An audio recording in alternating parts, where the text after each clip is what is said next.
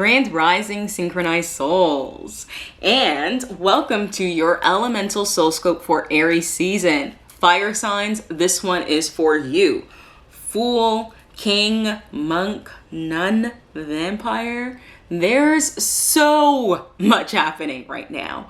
And all I can say is that my Sagittarius rising sign felt so seen throughout this 4-card spread. So let's see what our soul guides have to tell us this Aries season. As stated in the other 2 videos, we are meshing our shadow work and light work abilities in the Synchronized Souls community as we continue to niche down. So we are not doing tarot readings at this particular point in time. We are pulling from the archetype cards. And funny enough, although it's not a tarot reading, we start off with the Fool. Really symbolizing that we are at the beginning of a journey, that we are really going to the beginning, right? That we are starting again. And what I think is so beautiful about this is because this is Aries season, this is a fire season.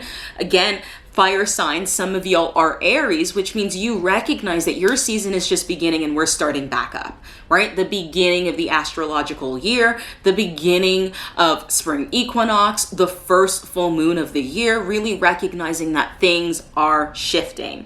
And the beautiful thing about the Fool in this particular deck of cards is that it also, in that light attributes, recognizes and symbolizes that you have a very unique ability to bring humor to painful situations, right? That you have a unique ability to share messages profoundly in a way that is very humorous, and that is unlike any other soul. So how are we honing in on that and also taking advantage of that soul gift that has been given to you as you enter this new phase, as you go through into this new integrated phase of your journey? I also want to recognize that with the Fool, you can't bring that up without bringing up the mask, right? So where are you putting on a mask? Where are you hiding your light, hiding your authenticity, hiding who you actually are so that you can fit in? Where are you putting on that mask of being the Fool or being the Joker so that you can maybe take on a position of power, or maybe so that you can, be in a position of power and authority and use that to make ourselves maybe feel a little bit bigger? So really just recognizing here that you have a unique ability to liberate souls through your humor.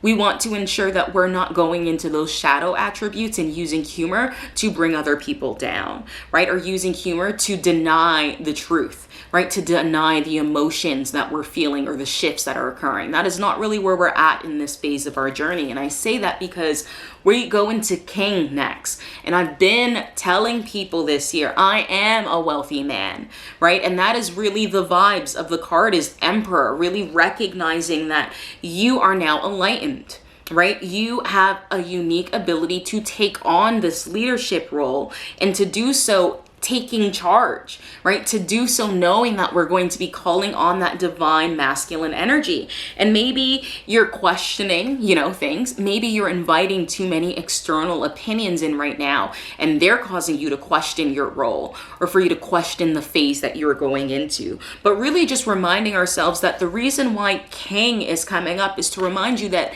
usually if you come from a line of kings or queens, you are born with it.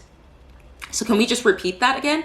You are born with it, right? It's in your DNA. It's in your ancestral line. It is not something for you to sit down and try to reject. Really acknowledging that when we stand in that King attribute, when we realize that we have the ability to take on that leadership role because it's been born in our DNA and our ancestral line, we really are able to help more souls because we know that we can help, and we also know in exactly what areas can we start showing up and start being that light, being the change that we want to see. What I think is interesting is going into those shadow attributes with the King. We go into entitlement, right? That rulership, rulership without restraint, right? That off with the heads, not really thinking of the consequences of the choices that you're making, right? Having maybe good intentions of wanting to create control and not recognizing that in doing that, the impact is actually less than desirable. So how are we shifting that, right? Recognizing that as we are stepping up and taking that that role of being a leader, that role of being a king, of being a queen, of being leader, of being royalty in your line. Recognizing that as we step up and do that, how can we ensure that we're still remaining humble, that we're still synchronizing with our divine masculine energy, but also our divine feminine energy, to say, how am I being supporting and nurturing and giving back, and really ensuring that, yes, we are accomplishing the manifestations and the desires that light us up, right? The ambition that we have, but recognizing that we can do that and do good. Right? I want to be wealthy and I want to be witch, and I already am rich and a witch. I guess I said that at the same time, right? And I am rich and I'm already wealthy, but really recognizing that the more that I can build my own sense of financial abundance, the better of a position I'm going to be in to be able to help the rest of you synchronizing souls with your brands, with your companies, with your journeys, with what it is that you're trying to accomplish in life, and recognizing that we can work together, recognizing that we are all kings and queens and royalty in our own right, in our own lane. And again, nothing wrong with staying in your lane. We ain't trying to swerve and see what everybody else is doing all the time. That takes a lot of energy. So as we stay in our own lane, really recognizing the power of being able to stay focused, to stay diligent, to stay devoted, and how much of a beautiful thing that is, and how also unique and rare that is. Ambition and success doesn't just come, it comes with consistent energy, right? Consistent inspired action, consistent devotion, consistent discipline. And now we're really getting into the space with this new version where we're willing to do that because we can accept how we've changed.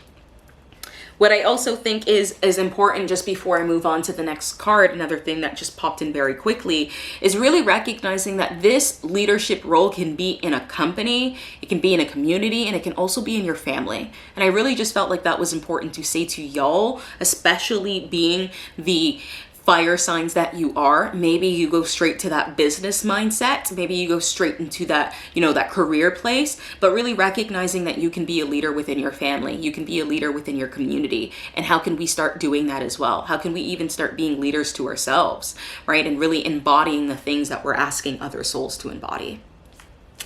Now we're going into that third card, which comes up as monk or nun, which again, super, super interesting in terms of just cards and flowing, since we've been speaking about devotion, recognizing that this is in your line, right? So when we go into this place of light attributes with monk or nun, what comes up is selflessness, devotion, single-minded dedication to spirit. And what a beautiful thing that is, to be a light worker, to have a soul's mission, to be a soulpreneur, and really recognize that you do have a focus, you do have a clear path, but also not being attached to that one path, not being attached to those manifestations, to those dreams, to those visions, and really allowing yourself to remain open so that you can co-create with your guides, so that you can co-create with the universe. Really recognizing that for you specifically, if we keep going into our crown and we have an overactive crown chakra, right? When we keep going into a place where we're outside of this world, we go into a place where we really start looking down on the physical,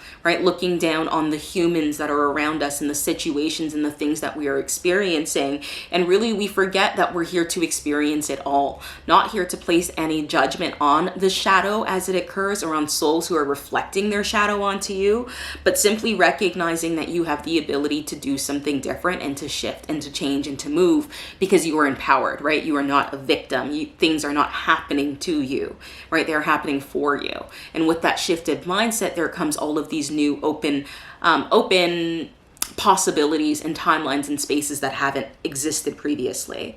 So again, I really want to go back into a place of, if you're really kind of staying away from the world, I understand why, especially since we are kind of just coming out of that winter season, that space of reflection and rest and rejuvenation. But I really want to push y'all this Aries season to really get out and start socializing. Something that I'm doing myself this upcoming week. I actually have lots of events planned. I'm hanging out with one of my friends. I'm actually doing something with my mom for her upcoming birthday. I'm going to be seeing a concert and an artist. So really just acknowledging that I know that I've been in my own bubble for the last 4 months or so, but I am also taking the advice that our soul guides are giving us and really starting to get back into the physical so that I can be in this world, right? In this world, but not of it, right? And really just recognizing the shift there, that we want to experience all of the love, all of the pain, because grief gives us perspective, right? Because love allows us to really acknowledge the depths of pain, really allows us to acknowledge the depths of our love, and really recognizing that we need both. It's not about either or, it's about finding a way to synchronize both of them so that we are in this new beautiful place without judgment, but really grounded in compassion and understanding and forgiveness. We're going to wrap up your 4-card spread with your last card, which is Vampires, right? And really just a reminder that there are some succubuses around.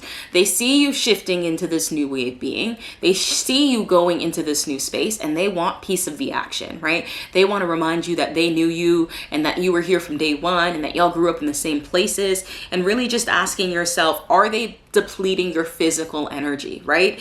Are you energized after hanging out with certain souls? And if that's not the case, how can we start removing those energetic connections, realizing that they are depleting us? So I really want us to be intentional this Aries season to be like, who is constantly complaining? Who's very overly dependent on me specifically, right? Who is constantly draining my energy? And how can I start shifting that and changing that, realizing that at this point in time, I want to become the person that I'm meant to be in this lifetime. And that means recognizing that I can't keep having the same conversations and being in the same spaces and having the same souls around me if it's not elevating me, if it's not adding to my growth, if it's not adding value to my life. So again, with that light attribute, the vampire really represents that you're aware that someone or something is draining your life force. And again, this is what your soul guides are really reminding y'all right now. Beautiful fire signs, right? That you have a lot of energy, and souls maybe are going to you to supply that for themselves instead of finding a way for them to be able to create that energy for themselves. So again, really just acknowledging the shift there. As we've done in all of the other elemental soul scopes, we're going to be wrapping up this Aries season soul scope by looking at the bottom and the top of the deck, simply to see what is a blockage and then what is a piece of advice. So in terms of a blockage or something at the beginning, we have Poet. So you fire signs, are you really finding it hard to embrace that aspect of yourself that has the ability to express those soul insights in a symbolic language, right? Or are you really taking the time to really use your gifts of language, of communication, of having that beautiful throat chakra open and using that and misusing it, right? Really manipulating souls to get what it is that you want, instead of, again, speaking from that place of enlightenment, speaking from that place of symbolic language of wisdom, of insight. So again, how can we just be a little bit more mindful of our words, mindful of the conversations that we're having, right? Mindful of the ways that we're showing up in situations with our souls that are around us as we shift again into this new place of being, because we're going back to the beginning. Remember, right? We're the fool again.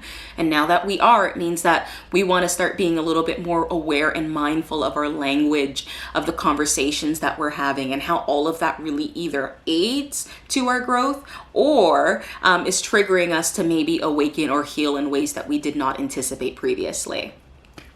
And then the last card to wrap up for you is Child again. And we get Magical Child. Again, this is a card that came up in another elemental soul scope, if I'm not mistaken, and really just recognizing that, again, the collective theme for all of us is that we are doing some inner children and some inner parts work right now. We are reclaiming our power by calling all of those pieces back to ourselves.